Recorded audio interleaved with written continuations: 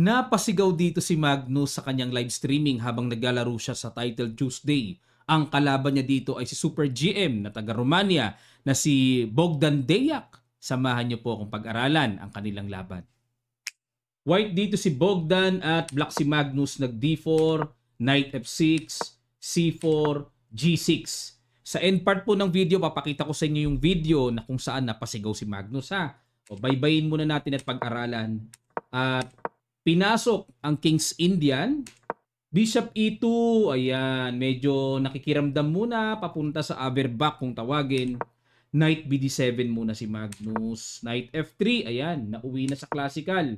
Nag E5, classical variation yung naka Knight F3. Kasi po ang original talaga ng Averbach yung nagbi-Bishop G5 eh. Kaya medyo kung minsan itong Bishop E2 nakaka-confuse, nakakalito kung ano papasukin, pero diniretso pala sa classical variation.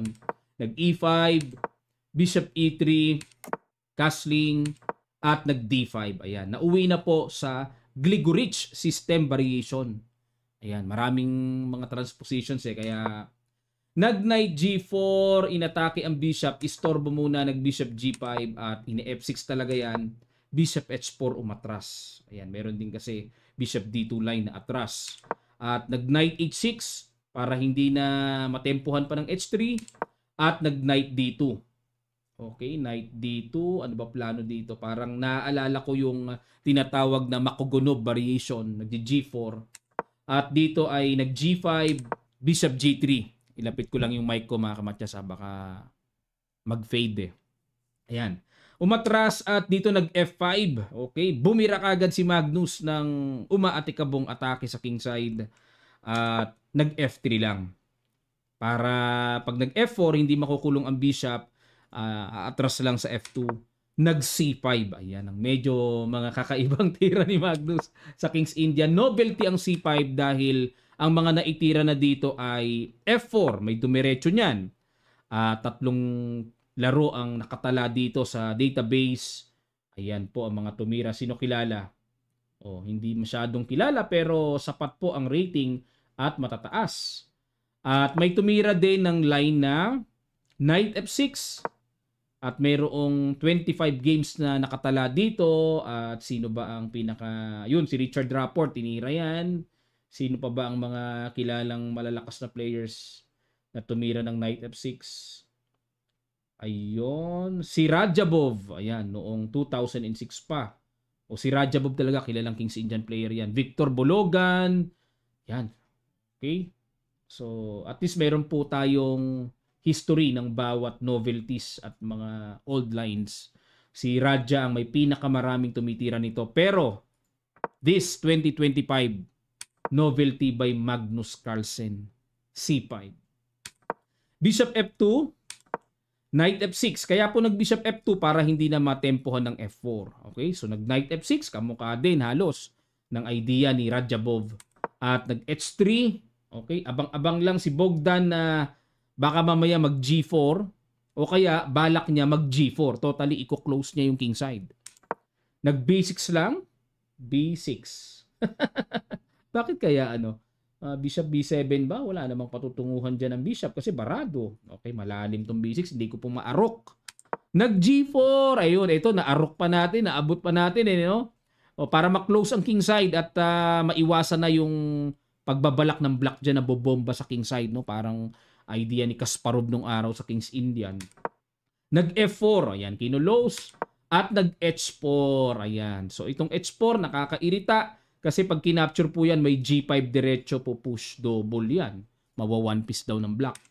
Knight F7 lang. Okay, depensa sa G5 at nag-Queen C2. Okay, mukhang normal naman. Ang plano dito, ang basa dito ay magkakasling queen side pero bakit binadmuban? Dapat daw po is Bishop D3. Malalim. Malalim at malayo na itong kalkulasyon ng computer. Stockfish, no? So, Queen C2, mukhang normal naman yan. Kinapture na yung H4, Bishop takes H4, at nag-Bishop H6. Yan ang mga binibiling idea kay Magnus, oh. Hindi ba nakakatakot yung gano'n sa Baroque G1? Ayan, ang ginawa dito ay nag-castling queen side. Another bad move na naman ang binigay dito kay Bogdan. Okay, Ang gusto ng computer ay capturing yun. Bakit may mangyayari na ba? Capture, tapos bishop d1. Ay, grabe ka. Bishop d1? Ayan. So, malalayo at malawak, malalim na natatanaw ng computer. Di na natin abot yun. Pero, ating liwanagin itong g5 mga kamatsas, ano? Para at least klaro sa atin. Sacrifice na may rook g1. O, pag bishop takes, pagpalagay na mag-rook g1, magda knight h5 lang. Ayun. So sapat naman ang suporta ng bishop sa g5. Tapos pag nawala ang bishop mamaya na exchange, pag nakailag na sa g5, yung knight pupunta sa g3. Panakip sa pressure ng torre sa g5. Okay? Kaya yung g5 hilaw pa kumbaga sa prutas. Okay, balik tayo sa castling queenside na ginawa ni Bogdan at nag-bishop g5 na. Yun ang idea ni Magnus. Oh. Okay? So, i-exchange niya yung dark square bishop kasi nga po bad bishop considered eh. Barado kasi yung fianchetto kaya nilagay niya sa mas kapaki-pakinabang may purpose. Nag-bishop f2 umayaw naman.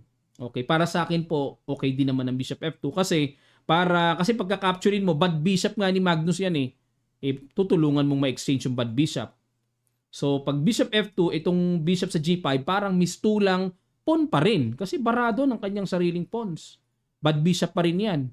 Okay? At nag-bishop d7.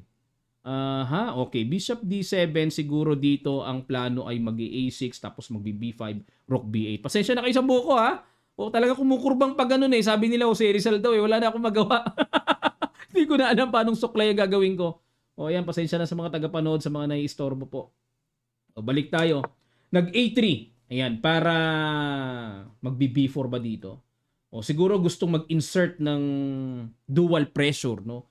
Or yung tinatawag na principle of two weaknesses. Kasi mahina ang king side dito ni Magnus, may torre dyan. At gusto pa mag-insert ni Bogdan ng panibagong magiging problema ni Magnus sa queen side. So may pressure na bangga sa c5, no? At nag-king g7, so this time islog-islog muna, nag-b4 nga, lakas ang loob ni Bogdan ah. O, nandyan yung king niya pero yung ginagamit niya yung shield niya pang basag. Nag-rook h8, ayun. So kaya pala nag-king g7 si Magnus strategically para pag rook h8 maka h5. Pero hindi pa rin masasabing safe kasi po pag nag-h5 baka mamaya magkaroon naman ng daan na bumukas yung g5. So may drawback din kasi may pressure din sa g5 lalo na nandyan ang king niya. At nag-rook g1, inunahan na ni Bogdan. Okay, para sige, bitaw ka ng h5. Ewan ko lang kung anong aabutin mong pang nakakailang. Nag-queen e7 muna si Magnus. Waiting. Bishop d3. Bakit? Ilalagay ba yung knight dyan sa e2? Nag-h5 na si Magnus. Grabe, walang takot talaga. Nandyan na ang torre, nag-h5 pa. Ano pa no? Hindi nasisindak ah. Kinapture and rook takes, capture. Na-realize siguro dito ni Magnus, okay, so nandyan ang torre mo, ano ngayon? Sapat naman ang suporta ng bishop and yung rook naman sa a8, madaling maka-access to g8 and then king f8. Ayun, malalim, no? Malalim si Magnus. Di natakot eh. Queen d1. Ano purpose? Rook h8, parang kunat-kunat na lang Queen d1. Queen e1 para maka-bishop h4. Knight f6, ayun. So, sa kagustuhan ni Magnus na dahil sa pamamagitan ng kanyang torre ay kontrolado na niya ang h-file, nag-knight f6 siya para in effect may control na, no? Pero binad mo ba ng computer? Ang gusto ng computer dito mga kamatsas na dapat nating matutunan, knight g3 na pala. Pag kinapture yan, capture, let's say queen takes g3, sacrifice pawn ang black pero from bad bishop, very powerful na ngayon siya. Buhay na. So gagawin dito is queen f6, relax lang. Suportado naman eh. Relax lang.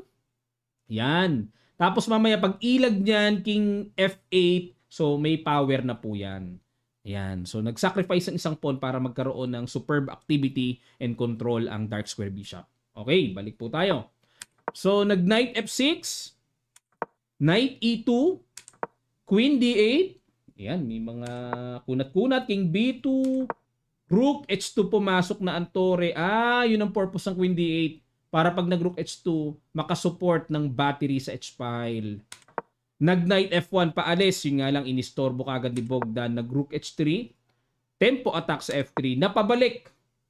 Yan, good for Magnus, no? Parang one tempo or one move plus siya. Queen H8, ayan. Patibay lang, battery lang sa H-file at nag-knight C3, King F8 na, ilag na. Okay? At nag-King B3, so parang walang progress na magawa. Masyadong parang sarado kasi. Queen H5, ano balak ni Magnus? Mukhang bibitaw na po siya ng rook takes pawn. Sacrifice. A4, mag-A5. Ayan na nga po, no? Paunti-unti dahil naramdaman ni Bogdan na, teka muna, nagtutumpo ka na yung mga pyesa mo dyan sa kabila. So, it's time na makagulo, makabutas dyan. Pag nagkabutas, Queen A1, then lipat sa queen side. So, yan po yung mga planuhan na nababasa ko dito. Nag-bishop to H4. Okay, exchange. Kasi bad bishop. Okay, may exchange, kinapture, capture. So, na-eliminate na ni Magnus ang kanyang bad bishop. And nag-A5. Ayan na. So, ang galing din ni Bogdan, ano? Talagang timing din yung pag-create niya ng mga butas-butas. And nag-rook H2. Okay, so pinorma muna ni Magnus, control the second rank, capture, and nag-Queen D1. Yun din po kagandahan ng Rook H2 kasi hindi basta-basta makapasok para samantalahing may butas sa A-file kasi yung Rook H2 naka-threat sa Knight. So maiiwan yung Knight eh. Kaya napakainam ng Rook H2. Nag-Queen D1, yun lang. Pag Queen D1, hindi na unawaan ng computer to. Bakit mo ginawa yan? Ano yan? Dapat daw ang tira ay B5. Close lang. Sabay Knight A4, atakihin yung B6. So, yan po yung mga abot-tanaw ko lang mga kamatyas. Pasensya na po ha. Yan ang mga abot-tanaw, abot pakiramdam natin. Pero hindi ako sure, no? Pero Knight A4 ang nakikita ko dito. Ma-fix yung B6. Balik tayo. Queen D1. Bakit kaya nag-Queen D1?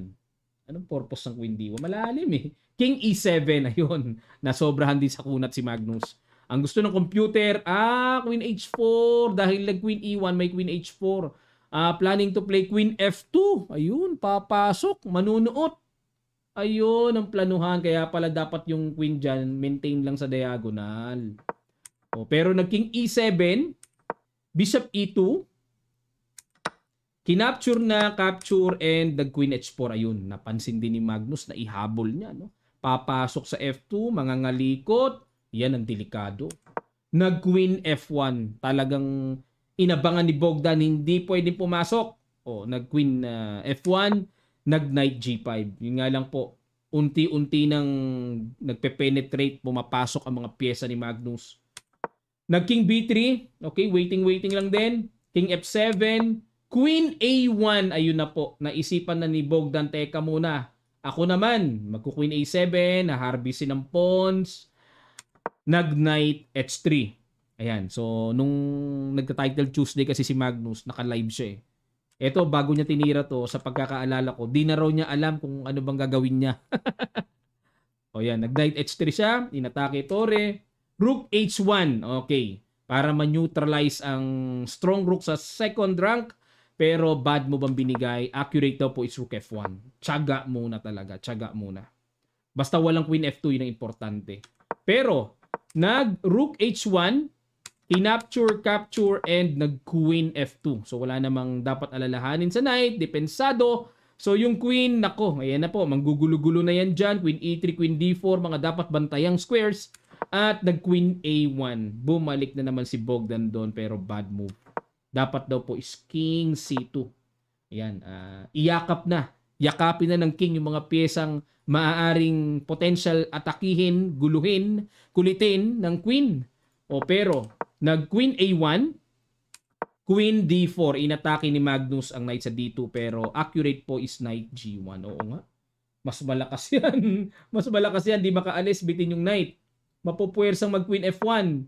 Tapos Queen E3, ayun, mga paislog-islog na nakaka-pressure. Halimbawa, pag gumanito, Bishop H3, tusok-tusok. Pagka gumanito, Bishop G2, yan ang accurate na sistema na dapat i-apply. Hanggang sa mapabagsak. Ito pa, isa daming paparating, pasok lahat ang pyesa. Yan ang mga strategic sa mga ganito mga kamatyas na dapat nating mapulot, matutunan, Nag-Queen D4. Okay, inatake ang Knight. Queen C1, dinipensahan Knight G5. Knight G5. Saan pupunta yan? Bumalik ah. Hindi ba pwede yung mga ganun-ganun pasok? Parang gusto ko ipasok eh. King C2.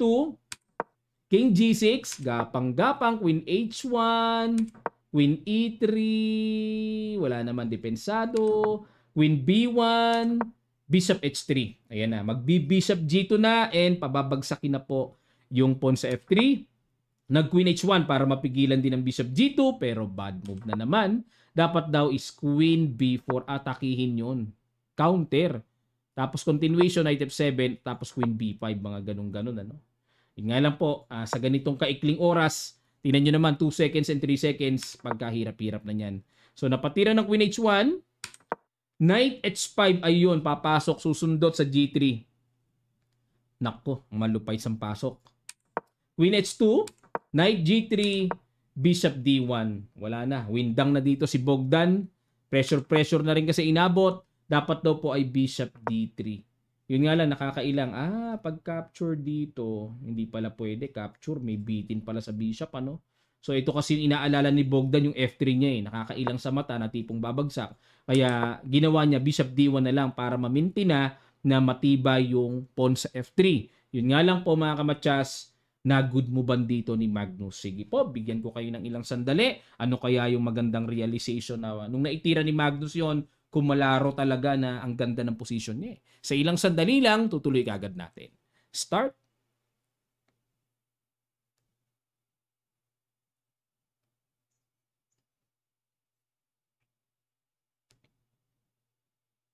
Maraming salamat po mga kamatsas. Knight F1. Good move. Yan na yung tamang timing to exchange. Mapuwersang ma-exchange. O di yung Knight, bawas na sa pagkakadepensa sa F3. Weak na weak yung F3 talaga. O. Tapos bitin pa yung pawn sa C4. Nag-Queen H8, Queen D3 check, King B2, Queen D2 check. Ayun na, bad move si Magnus. Dapat daw po, kasi ikli na ng oras niya, dapat daw is Knight takes F3. Yan, pitas-pitasin na. Pag chumek, parang feeling ko may tataguan naman eh. Ganon. Kung magche-check, no? So may tataguan yung king. Yan, pero balik tayo sa ginawa. Queen D2 check, King B3, nag-Bishop D3, another bad move. Ayan, dun sa kanyang live streaming, nung nag-Bishop D3 siya, bakit ako pumunta dun? Sabi niya ganon. Parang hindi niya type yung Bishop D3, hindi niya maintindihan. Pero dahil sa kaiklian ng oras kasi talaga mapapatira ka na eh. Kahit na 1 second increment pa, mapapatira ka talaga eh. Ayan. At ang accurate move po ay Knight F7. So pag nag-Queen G8 check, simpleng King F6, walang check. Ayan. Tapos at least controlled pa ng black yung pressure dito. Queen D4, yan ang mga nakikita ko. No? Okay, balik tayo. Bishop D3, Queen G8 check, King H5 check ulit. Ayun, napilitan. Doon pumunta. Dapat dito. Bakit? Pag gumanya, yun nga ginawa Pag gumanon, equal. Ayaw nga ni Magnus ang equal eh. Balik tayo Ganon. Kaya gumanyan si Magnus para pag-check dito mga kamatsas, Knight H7. Ayaw niya ng tabla. Grabe, pilit boys, team leader talaga pilit kahit malagay siya sa alanganin. Pinilit. Tabla lang pala dapat. Tingnan nyo evaluation bar, iyak-iyak. Queen F8 check, gumanon, tagpas ang pawn sa D6. Nako, yung E5 nanganganib din, pabagsak din. Nag-King H4. Ayun kung tutuusin po, Queen H6 check, kuha na yung knight. Pero yun nga, dahil sa kaiklian ng oras, napaka-capture na naman si Bogdan, but still enough to win this game. Kasi tingnan nyo po, nakalbo yung center pawns ni Magnus and ayun pasensya na sa nakapagsalita tuloy ako ng kalbo. Baka mamaya mayroong walang book na nanonood, pasensya na po tawag natin dyan, di ba, yung mga veteranong chess player, nakalbo na yung pawn mo kalbo na yung pawns mo yan, Queen E3. Queen E3, bibira ng Knight takes F3. Okay. At nag-Queen F5. Naku po, mamatyasin na si Magnus. Knight takes F3. Queen H7 check. Opya, lamang pa rin. King G3. Kinapture, ayun lang ang malaking alanganin, bumalik sa pagka-equal. Dapat daw po ang tira ay Queen G6 check, pag nag-King F2, saka pa lang kakapturein. Ano kaibahan? King takes sabay D6. Ano kaya kaibahan nun? Halimbawa pagka gumanito, ano kaibahan? May Queen H5 check. So anytime may access na pwede maka-check-check, ano? Ayun, no. Pero dito po tayo sa nangyari, no. Kinapture kagad, Queen ang pinang-capture, bumaliktad. Dapat pala, teka muna. Dapat pala is Queen C5. Ganun lang. Pag-capture dito, Queen C5 lang. Okay. Threat yung pawn C4 para equal. Ayun, nakahang pa naman yung bishop. So anytime pwedeng capturein pag chumek. Pero ito, pagka kinapture yan, check, makukuha din yung knight. So, ayun po, may capture, sabay check. Imagine niyo pag king b2, capture din yung knight. Kaya, equalize nga lang, sa ganitong kaikling oras, mahirap makita yung maispatan yung queen c5 talaga. Balik tayo, no, sa ginawa. Nag queen takes f3, d6. Okay, losing pa rin si Magnus. Queen f2, D7 mga kamatsas, nag-blunderacious pa si Bogdan last second. Grabe, dapat na tira Queen G6 check muna. Pagka nag-King F3, Queen H5 check. Kapag hindi pwede dyan sa E3, may double. Pagka gumanon, Queen G4 check. Pagka gumanyan, Queen H3 check. Kuha yun. Pag gumanyan, sabay Queen takes. May gapang na ganon. Grabe, check lang pala. Pero ang ginawa, nag-D7 si Bogdan. Queen C2 check and wins. King B4, Queen B2, King A4, Bishop C2. May matchas pa. Yun nga lang po mga kamatchas, sa huling sandaling ito, naka-mindset na si Magnus King B4 para depensado pa yung knight. Biglang nag-King A3 si Bogdan, last minute chance na naisip niya. Naka-primo, parang hindi ko alam kung pre-move o napatira ng Queen B2 si Magnus dito. Kala niya kasi King B4. Di na-capture. Ay, grabe, napasigaw si Magnus. Panoorin niyo po ito mga kamatsas. I think I'm mating. No! No, no, no, no, no. Okay. Okay. Okay. Aray nako, ang sakit. Sabi niya, no, no.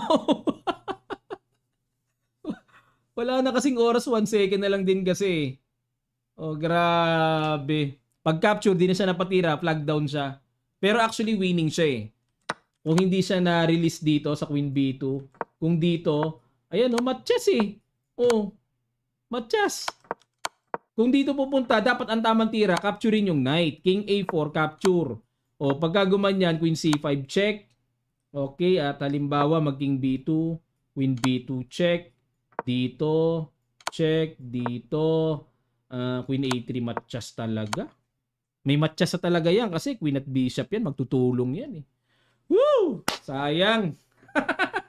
Pero dito po, not bad naman kay Magnus kasi sa over 700 players na sumali, ay pang top 10 siya. Wala, dito talaga sa sobrang daming sumasaling title players. Pagka natalo ka ng isa, tapos sasundan pa ng mga tabla, wala na.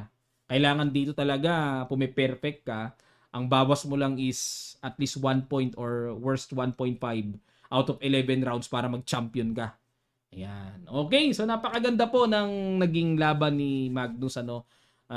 Naka-live pa yon. Nako, grabe. Kaya ang daming nanonood kay Magnus habang naglalaro ng Title Tuesday. Parang kasing dami nang nanonood kay Nakamura. Dati hindi nagla-live si Magnus Pero ngayon, pag magla-live si Magnus, mukhang lilipat yung manonood, hindi na kay Naka. Kay world number 1 na. Okay po, maraming salamat. Ano po ang inyong saloobin mga kamatsas na pag-nyo lang sa comment section below. At kung meron pong mag-appear na ads, laging naglalambing sa inyo, i-run nyo lang para tulong nyo na sa channel natin. Pagtsagaan nyo lang, no? Pag natapos po, saka nyo panoorin ng dire-diretso. Thank you so much po sa mga di pa nakakapag-subscribe. Just click subscribe and then yung notification bell button natin, huwag nyo pong kalimutan. Maraming salamat. Magkita-kita pa tayo sa mga susunod pa nating chess updates.